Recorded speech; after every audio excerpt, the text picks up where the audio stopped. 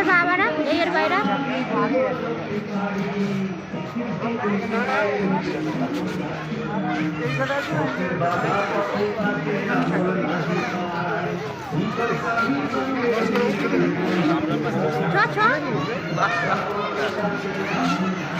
তাড়াতাড়ি বেরিয়ে যান।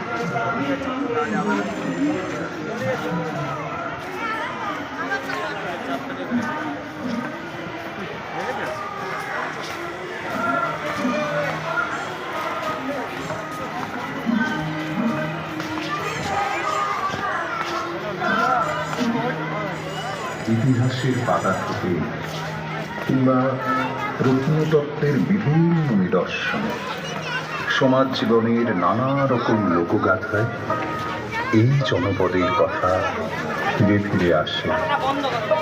মনসামঙ্গল থেকে চণ্ডীমঙ্গল, এমনকি বর্ধমান রাজার বায়ুমহলের সঙ্গেও জড়িয়ে আছে বেহালা নামকরণের ইতিহাস। রবি ঠাকুরের প্রথম